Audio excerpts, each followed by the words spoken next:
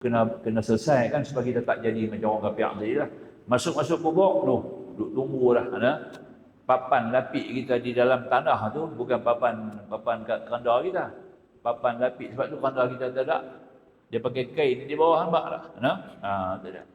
Sebab orang beriman kepada Allah, Allah Ta'ala bagi tilam daripada syurga dah. Jatuh dalam kubur, tilam syurga. Tilam syurga tu main daripada mana? Gelap subuh.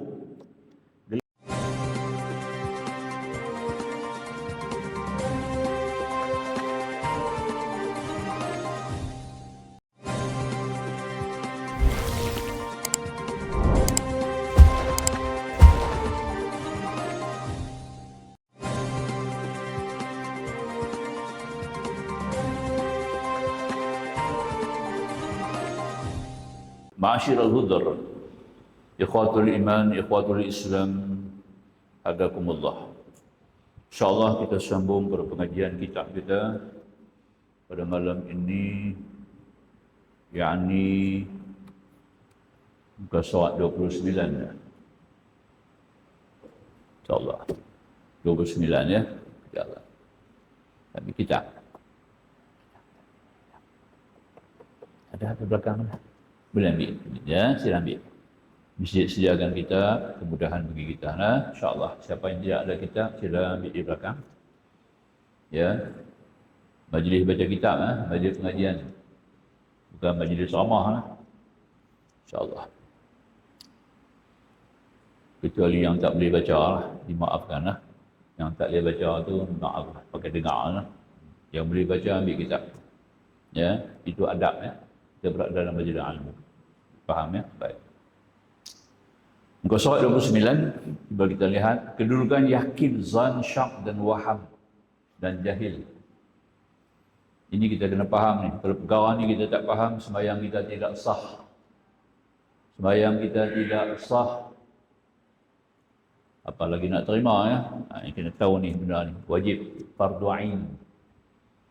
Sebelum kita balik kepada Allah, kita kena pastikan kita berada dalam kumpulan mana ni. Akidah kita mesti berada di atas keyakinan. Tidak boleh syak, tidak boleh zan, tidak boleh waham. Itu faham tu. Baik, sekarang dia buat ini rajah kita faham ya.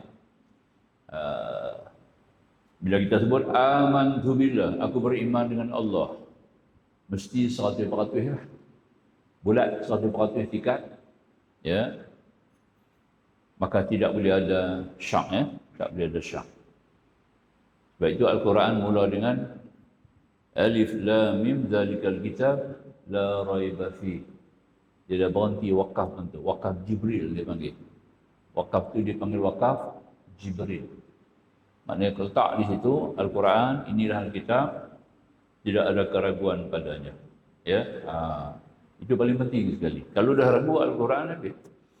Tak ada pegangan kita tak akan bertemu dengan Allah. Maka itu kalau kita sujud sembah kepadanya pun tak laku, tak pakai ya. Sebab kita tidak ada keyakinan kepada ketuhanan Allah, yakni kewujudan Allah Subhanahu wa taala dan seterusnya. Yakin tahapnya 100% lah. Ya. Dia jangan ada 3 perkara di sini. Dhan, syak dan waham. Kalau ada mana-mana syak dan waham, dimasuk dalam kategori jahil, di bawah jahil. Nampak ya? Dia duduk di atas sekali yakin 100%, dia duduk di bawah sekali jahil. Apabila ada zan artinya banyak pada menerima, sedikit pada menolak. Kita tak pakai persentage, dia pakai persentage ni, saya tak setuju lah. Persentage ni saya tak setuju. Ya, dia tidak ada persen. Ya, keimanan kita mana ada persen, ya. Dia mesti 100% iman kepada Allah, sebulat-bulat. Itu kita panggil yakin. Ya, maka itu zan di sini artinya banyak menerima, banyak dia percaya, sedikit dia tak percaya. Itu kita panggil zan. Faham ya? Sedangkan yang kedua syak sama berat pada menerima dan menolak. Sekejap dia terima, sekejap dia tolak. Pagi dia beriman, petang dia kafir. Petang dia beriman, pagi dia kafir. Ini syak. Ya, ini tak betul, tak boleh pakai juga. Ya, sebab itu ada hadis daripada Nabi SAW dalam hadis 40, kita buka kitab hadis 40 ada sebuah hadis tu, ya, di mana berpagi-pagi seorang mukmin menjadi kafir, berpetang-petang seorang kafir menjadi mukmin. Hadis tu sebut. Maknanya akan datang era, memang dah ada dah, bukan kata akan datang, sudah ada dah, ya. Era itu di sini, di masa zaman sekarang, akhir-akhir zaman ini, ya, orang tidak lagi percaya kepada kewujudan Allah dan orang mula meragui kepada Rasulullah.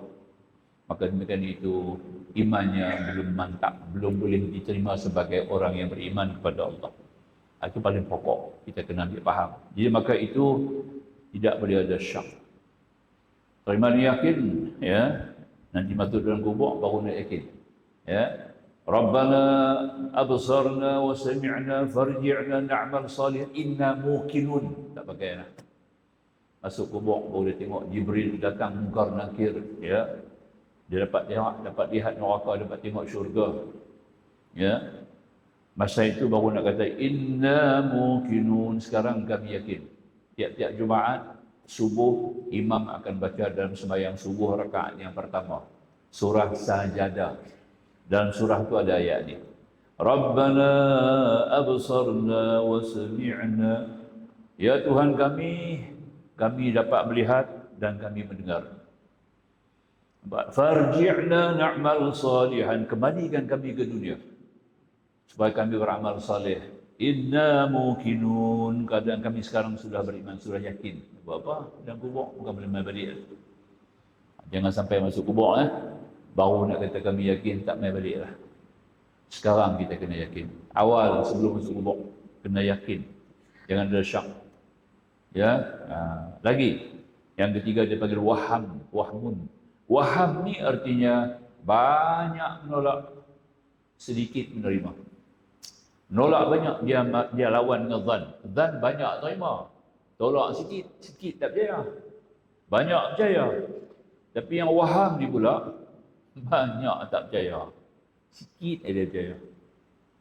Maka ketiga-tiga kategori ini tidak dibilang lagi sebagai beriman. Yakin, yang imannya adalah yakin. Iman haqqan dia panggil, belum sampai. Na'udzubillah. Jahil. Jadi maknanya kalau ada salah satu daripada tiga syak, zan dan waham tadi, dia dikategorikan sebagai jahil. Jahil ni pula ada dua. Satu jahil basit, kedua jahil murakkab. Jahil basit ni semudah kita nak faham, iaitu tak tahu apa langsung, tak ada langsung ilmu pengetahuan tentang Islam.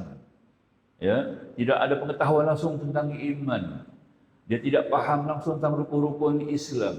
Tak tahu langsung rukun-rukun iman, ya. Apa yang dibuat hanya sebagai ikut-ikutan. Orang sembahyang aku sembahyang. Orang rukuk aku rukuk. Orang sujud aku sujud. Nampak, ya? Pakai buat ikut orang, tiru orang, ya. Bukan dengan ilmu. Ini dipanggil jahil basit. Jahil basit. Yang kedua jahil murakkab. Jahil murakkab ni dia ada kepercayaan, tapi apa yang diimaninya itu tidak betul. Seperti paham orang-orang Nasara.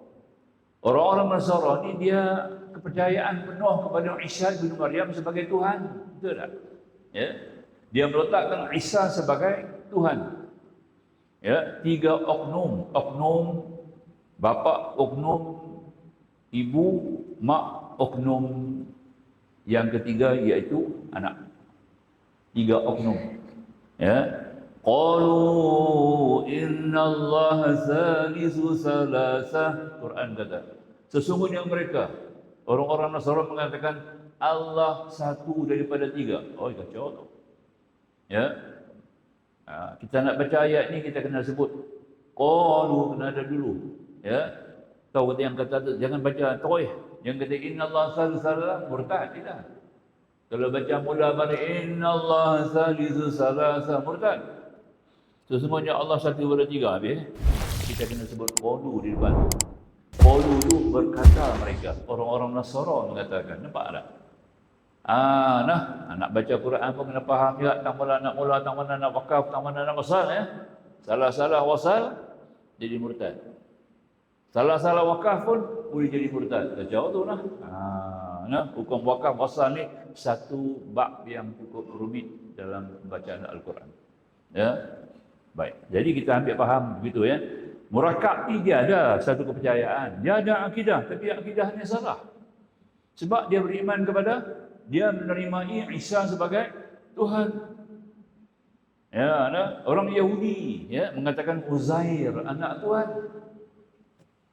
Itu kesalahan mereka. Jadi mereka jahil daripada segi ilmu. Dia ada keyakinan, dia ada kepercayaan, dia ada i'tiqad, tapi keyakinan imannya tidak kepada yang benar. Kepada benda yang tak benar. Itu adalah disebut sebagai jahil murakab. Dua-dua tak boleh. Baik, kita masuk muka surat 30. Perkara yang paling asas dalam ibadatullah mengenal Allah. Asas. Dia mesti ada dulu asas sebagai prinsip. Tempat berpijak mesti ada dulu yang tu ya. Kalau pokok dia tunjang. Kalau rumah dia sebagai asas. Ya. Maka dia kata, apakah perkara paling asas dalam ibadatullah mengenal Allah? Jawab, perkara yang paling asas membeza antara qadim, iaitu zat, sifat dan nama Allah Ta'ala dengan muhdath baru. Ya, paling asas dalam bab baru mengenal Tuhan ni, kita mesti bezakan Allah dengan makhluk. Allah adalah qadim, makhluk adalah baharu. Itu panggil muhdath, makhluk. Ya, apa juga lain daripada Allah adalah makhluk. Ya, apa juga lain daripada Allah makhluk. Orang berubat kita ya, secara batin lah. Kalau ubat secara doktor, secara zahir kita nampak dia bagi ubat. Secara batin ni ada kan rawatan-rawatan batin ya. Dia sembuhkan kita melalui rawatan batin. Ya. Bila dah rawat kita pun sembuh, kita kena faham tu. Kesembuhan tu bukan mari daripada dia. Jangan kata baguslah bomo ni. Baguslah perawat ni ya, rawatan ni. Aku sembuh, tapi dekat dia sembuh. Jadi kita letak sepenuh keyakinan, kepercayaan kepada dia sebagai penyembuh. Itu rosak kita habis. Kita baca Fatihah tu tak sah tu, sembahyang kita Tuhan tak terima, batal. Dan kalau kita terus bawa pada sini, kufur, batal syahadah tu. Syahadah tu batal. Nampaklah ya. Kalau bapa tak boleh jadi wali nikah lah. Kacau tu lah. Saksi nikah lagi tak boleh. Sebab dia adalah kufur kepada Allah. Bila kita meletakkan apa-apa juga ya, apa-apa juga apa nama kita sebut sebagai bekas ataupun sebagai yang memberikan bekas atau apa yang memberikan kesembuhan selain daripada Allah adalah murtad. Jadi dalam soal mohon kepada Allah ni ada dua. Pertama dia panggil isti'anah, kedua dia panggil istighasah. Pertama isti'anah itu kita sebut dalam Fatihah 17 kali sehari. Iyyaka na'budu wa iyyaka nasta'in. Ta'in tu isti'anah, minta tolong. Akan dikau jua kami sembah, akan dikau jua yang kami mohon pertolongan. Baik, ya. Jadi pertolongan apa yang boleh tolong? Pertolongan Allah ni yang manusia tak boleh bagi. Itulah pertolongan. Yang kata pertolongan tu isti'anah tu apa yang manusia tak boleh bagi. Manusia tak boleh bagi apa? Sembuh tak boleh. Ubat boleh. Pergi jumpa doktor, tolong rawat saya doktor. Periksa sakit saya dan bagi saya ubat. Dekat tu dia tak? Itu kita panggil istighasah. Itu minta tolong juga. Tapi dia hanya sekadar memberi ubat dan menyebut penyakit. Dia boleh diagnosis penyakit kita, tidak lebih daripada itu, dan dia akan sebut kita makan ubat betul-betul ikut peraturan ya, nanti boleh sembuh. Kalau bukan Islam, orang Islam insya-Allah sembuh. Kalau doktor di Islam insya-Allah sembuh. Nampak tak ya? Kalau bukan Islam, makan elok-elok ini ubat boleh baik. Dekat tu dia kata kan, yang boleh baik tu siapa? Yang boleh baik tu adalah Allah. Itu dia. Boleh. Tak ada selera makan. Letak makan macam-macam atas meja. Tak ada selera. Selera bukan daripada makan. Selera bukan daripada restoran. Selera bukan daripada tukang masak. Selera bukan daripada jenis makanan. Selera datang daripada Allah. You can buy food but not appetites. Orang putih kata. Siapa kata dia? Leonardo da Vinci. Ya. Dalam bahasa Perancis diubah dalam bahasa orang putih. You can buy food but not appetites. Boleh ya? Faham no? Itu dia. Boleh beli kati. Buah macam-macam, pasang aircon. Nampak tak? Buah nak muzik-muzik. Latar belakang. Nak lena, tak boleh lena. Nampak tak? Kati boleh beli. 30,000, 40,000, 100,000. Nampak tak? Ya? Baru ni ada kenduri satu sepi. Ya? Dia pergi tunjuk kati sekali. Orang pergi tunjuk kati. Masalah kati 40,000. Nampak tak? Tak tak kepala tak lena. Nak bayar hutang tak habis. Nampak tak? Beli kati 40,000, hutang 15 bulan. Nampak tak? Dia peringat nak bayar hutang, tak lena. Nampak tak? You can buy that but not sleep. Ya? Nampak tu? Ya? You boleh beli tempat tidur, boleh beli katil mahal macam mana sekali, king queen boleh beli, ya. Tapi kayu tak boleh beli tidur.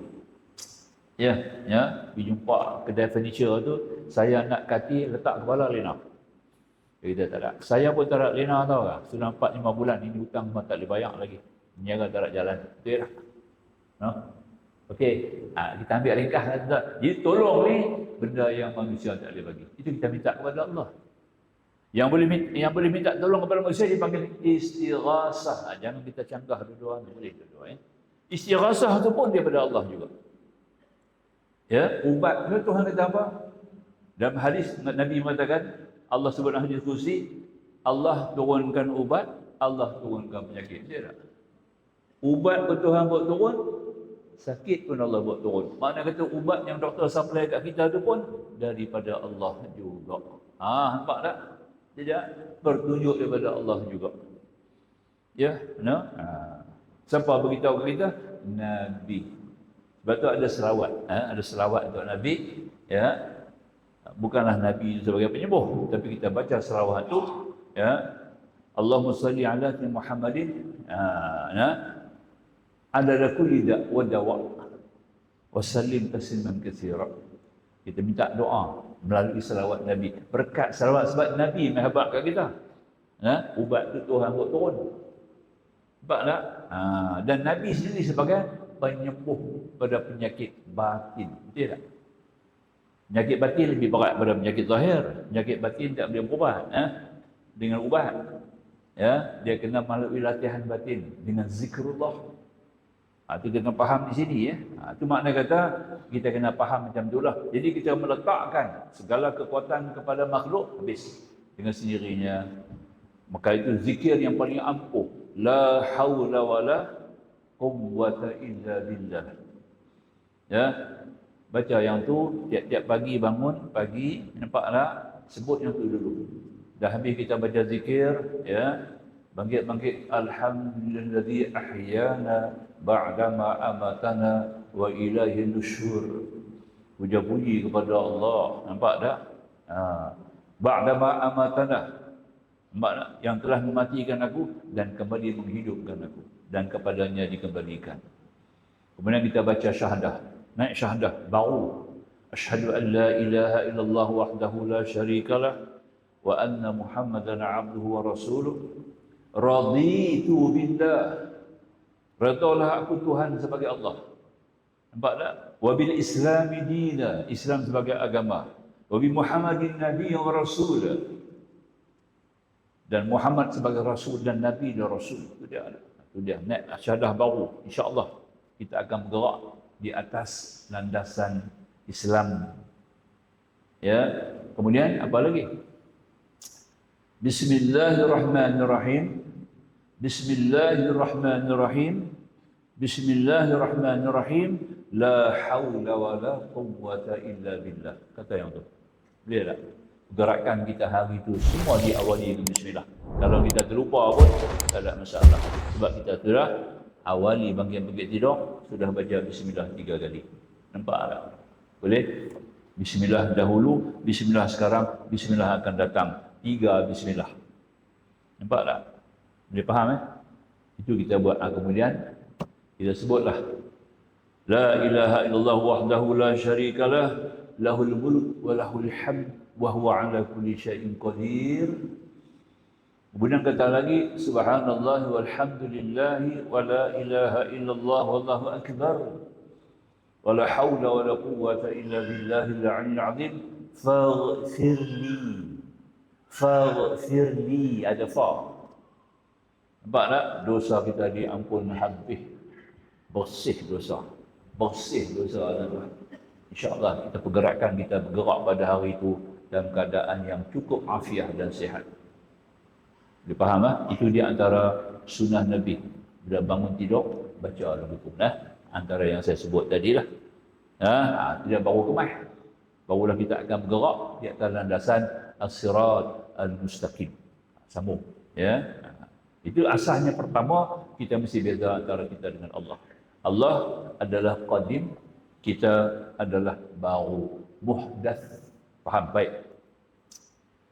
Jadi macam dia kata tadi, jawapan kita bacalah mengapa setiap mukallaf wajib mengetahui? Wajib. Ini bukan sunatnya, wajib. Wajib. Secara wajib aini, bukan wajib kifai Wajib aini kifai ini orang buat kita tumpang. Orang buat kita terlepas. Macam sembahyang jemaah Tapi wajib aini maknanya kita tiap individu terlibat dengan fardu dan wajib atasnya mengenal Allah SWT. Kalau tak kenal Allah, tuan-tuan sembahyang Tuhan tak terima. Tidak sah ibadat. Sebab kita sebut Allahu Akbar, kita sujud kepada Allah, tak kenal kita sujud, kita tak kenal kita kata Allah Akbar tu kacau lah. Kita kena tahu Allah Akbar tu apa benda Akbar. Allahu Akbar, Allah Maha Besar. Kita kena pastikan suatu keyakinan yang kata Allah Maha Besar tu apa dia. Kalau anak cucu tanya kita apa kita jawab. Tok Wan, ditanya Tok Wan lah. Lagi aku lah. Tok Wan, Allahu Akbar, Allah Maha Besar. Besar apa? Besar mana? Dia tanya. Apa kita jawab? Salah jawab, kafir kita. Kita kata apa? Allah besar pada langit dan bumi lah. Kata lugu tu, kafir lah kita. Murtad, batal syahadah kita. Sebab kita samakan Allah dengan makhluk. Nampak? Ada kecil besar. Jadi Allah, laisa dalam surah Syura ayat 11 sebutkan, laisa kamitslihi syai' wa huwa samiul basir. Bahawa Allah tidak ada persamaan dengan segala yang baru. Dia ada mendengar lagi maha melihat. Kita akan pasti dia ada 10 itu. Dia bukan besar, dia bukan kecil. Dia bukan atas, dia bukan bawah. Dia bukan tinggi, dia bukan rendah. Dia bukan gelap, dia bukan cerah. Dia bukan kanan, dia bukan kiri. Nampak tak? Dia bukan luar, dia bukan dalam. Kacau tu. Tidak bermahal, tidak bertempat. Tidak berwaktu, tidak duduk di bawah kolong langit. Tidak di atas, bukan ada di arash. Yang kata salah faham tu bukan ada di bawah. Macam mana buat? Wa huwa ma'akum aina ma kuntum. Dia sentiasa bersama dengan kamu. Kamu bernapas, dia yang bagi napas. Kamu melihat, dia bagi melihat. Kamu mendengar, dia bagi dengar. Kamu berjalan, dia gerakkan kaki. Kamu boleh pegang, dia yang izinkan tangan itu boleh bergerak dan menyentuh sebagainya. Maka dia bersama kamu, artinya segala perbuatan kamu, segala yang ada pada kamu itu adalah dari Allah, dengan Allah. Nampak? Pada Allah, bersama Allah. Itu dia. Boleh faham Dia mau begitu Kalau tidak lingkup kita. Perhalus lagi. Kita perhalus lagi. Allahu Akbar itu Allah Maha Besar. Kerana Allah ada 5 sifat yang membuktikan, yang menzahirkan, yang mendalilkan Allah itu Maha Besar. 5 sifat ni tak ada kat makhluk. Pertama, dia bersifat dengan kuasa, kudrat. Orang besar ni selalu ada kuasa kan? Orang besar ada kuasa. Tengok orang besar nak main. Dia ada kuasa, mesti menteri. Mesti kat adun ke siapa-siapa MP ya. Faham? Jadi Allah bila kata Maha Besar, ni Allahu Akbar. Kena tahu ni. Bukan kecil, ya. Kalau tak tahu yang itu besar siapa? Apa besar apa dia? Allah Maha Besar. Pertama, Allah bersifat dengan kudrat, kuasa. Sebab semua kuasa. Innallaha ala kulli syai'in qadir. Allah dan tiap-tiap satu amat berkuasa. Itu dia. Sampai mengangkat tangan, jari kita pun itu kuasa Allah nak angkat jari. Kita tak boleh angkat tangan kalau Allah tak izin. Kalau bukan dengan Allah, nampak ni? Itu dia. Tapi jangan pukul semua kepada Allah pula. Kacau lah. Kita tak ada, kacau lah. Itu jadi lain pula lah. Kita ada dua. Zahir kita ada batin. Zahir kita batin Allah. Nampak tak? Zahir kita batin Allah. Sebab tu nama Allah pun ada zahir, ada batin. Ya? Allahu zahiru wal batin. Dia yang zahir, dia yang batin. Sebab zahir yang kita nampak perbuatan ini semua daripada Allah. Yang batin, dia yang berkuasa, bukan kita. Nampak tu?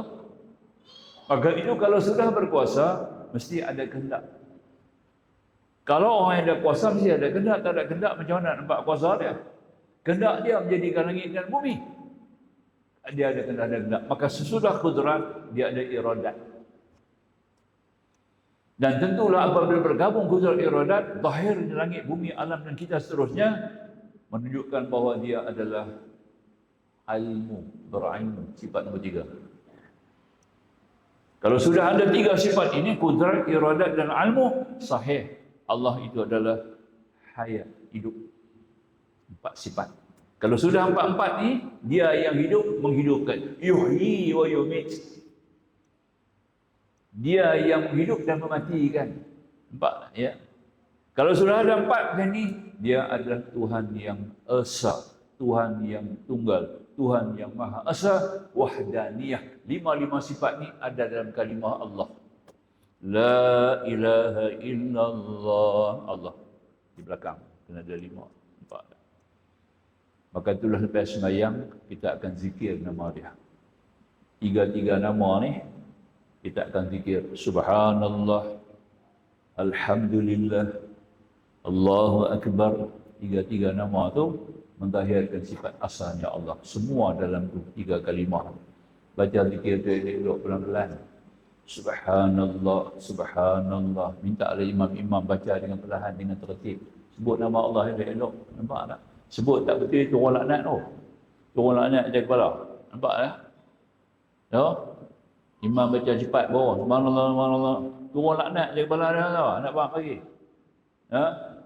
Sebab subhanallah, alhamdulillah tu Al-Quran. Daripada Al-Quran. Rubba khail Al-Quran wal Quran yal'anuh, Nabi kata. Banyak orang baca Quran, Quran kutuk dia. Quran laknat dia. Pasal apa? Sebut tak betul. Subhanallah, subhanallah, subhanallah. Apa maksud subuh tu? Maknanya kita maki Allah. Maki Allah, maki Allah, maki Allah. Kita semua sokong dia pula. Kita pun sama-sama kena. Nampak tak? Tu lah. Saya juga takut. Baca-baca pelan-pelan. Subhanallah, subhanallah. Bunyi itu dia mesti ada qalqalah surat. Surat. Ya. Subhanallah. Ini jangan dari belakang. Panjang ni. Subhanallah. Ha maftuha. Keluar ha maftuha. Ya, perbezaan la ilaha illallah kita tak buka mulut, tak apa? La ilaha illallah. La, semua huruf la ilaha duduk dalam. Tak payah buka mulut. Tapi kalau subhat, dia ada terlibat syafawi, bibir. Dia melibatkan lidah dia juga rongkong. Nampak? Subhanallah, subhanallah, subhanallah. Agak payah 33 kali, buat 21. Ada hadis. Agak berat 21, buat 11 kali. Boleh tak? Agak payah 11, tak payah lah. Nampak tak? Supaya kita tak jatuh dalam laknat. Nampak tu? Tak nak buat juga pergi habis 33, baca berabu. Firli lah nama Tuhan. Itu nama Allah lah tu. Ya? Tak ada ghirah. Kita tidak ada sifat ghirah dalam diri kita. Ghirah itu paling penting. Cemburu agama. Orang sebut nama kita tak betul, dia marah tak? Ija tak betul, dia marah.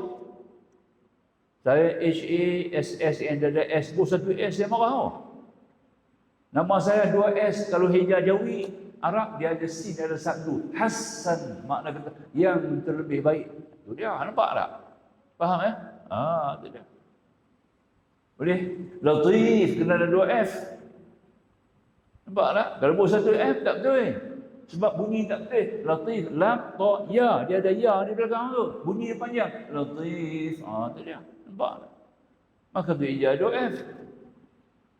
Cemburu kita. Nama kita orang panggil tak betul. Betul tak? Ni nama Allah tu kita sebut tak betul. Allah marah lah. Bukan tu orang laknat, bukan tu orang berkat rahmat, tu orang laknat. Atas kepala tu imam, habis semua makmum panggil kena laknat. Bagi kita bangkit buang, jangan duk ikut dah. Nampak tak? Doa dia tak payah amin. Alhamdulillah. Hak alhamd dia kena ada mulut, kena syafawi. Alhamdulillah tu kena ada sabdu. Lillah. Alhamdulillah. Alhamdulillah. Alhamdulillah. Ya alhamdulillah, alhamdulillah, alhamdulillah. Mana syafawi, mana sabdu? Nampak tak? Maknanya apa?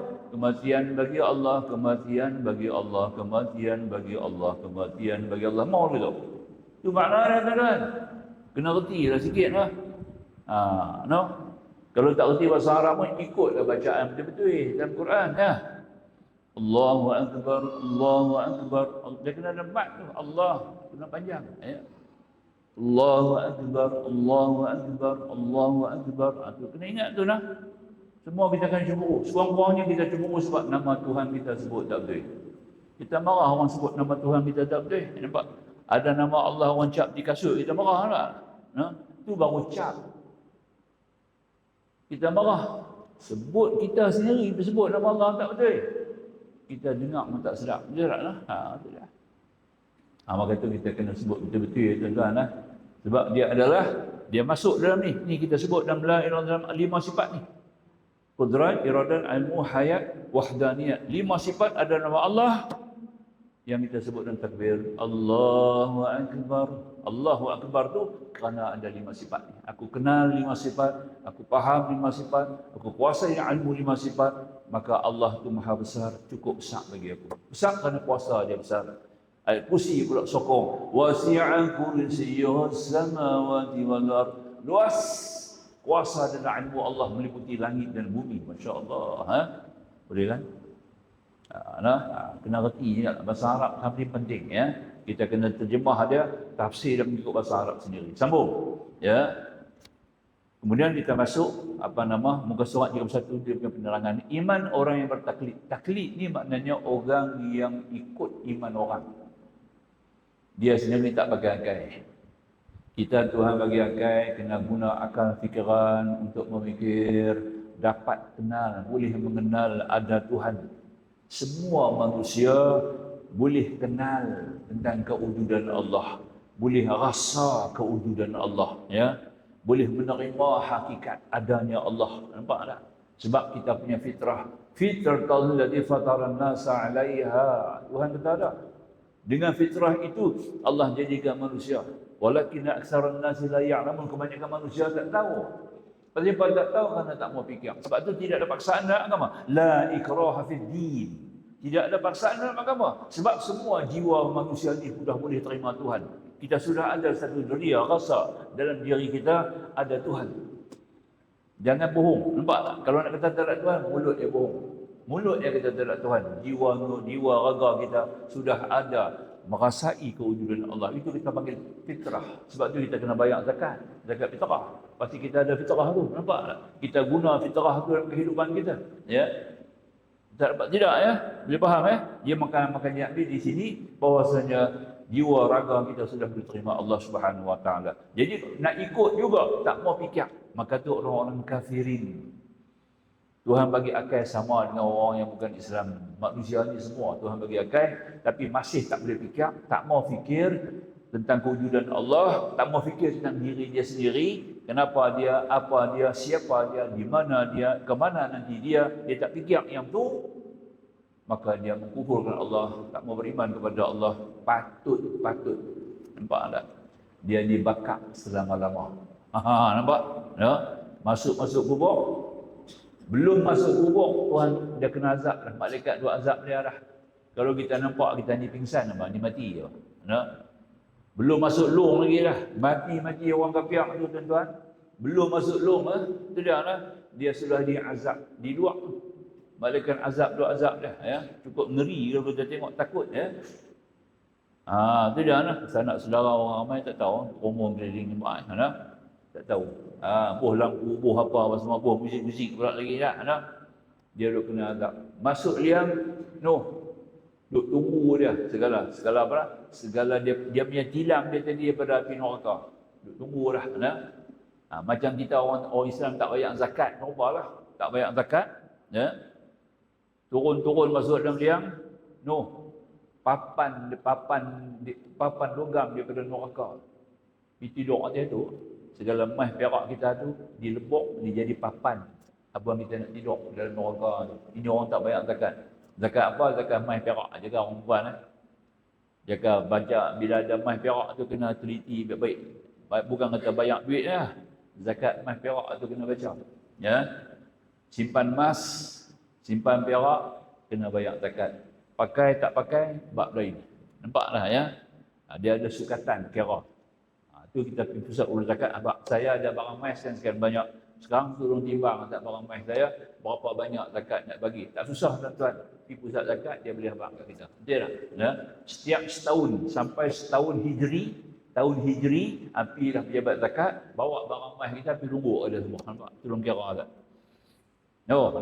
Habis cerita. Kalau tak buat macam tu, jenuh. Sebab banyak kes yang saya jumpa sendirilah. Bila ada mati, dia bawa keluar tin tin biskut tau, tin biskut. Dalam tin biskut tu ada emas. Emas mak dia apa? Nampak tak? Ni ustaz, emas ni sebab macam mana? Emas ni banyak zakat. Dia kata, tak pernah bayar pun. Dia bayar zakat fitrah. Tak dia Allah, tak tahulah mak apa untuk kubur macam mana, tak tahu ni Tu nak kena jawab tu dalam kubur tu tak dia. Emas perak tu tak bayar zakat. Tak itu. Jadi cek balik kita ada emas, kita cek balik, simpan. Itu kena selesai kan supaya kita tak jadi macam orang kafir tadi lah. Masuk kubur, duk tunggulah. Papan lapik kita di dalam tanah tu bukan papan kat keranda kita. Papan lapik, sebab tu keranda kita tak ada. Dia pakai kain di bawah, nampak tak? Tak ada. Sebab orang beriman kepada Allah Ta'ala bagi tilam daripada syurga dah. Jatuh dalam kubur, tilam syurga. Tilam syurga tu main daripada mana? Gelap subuh.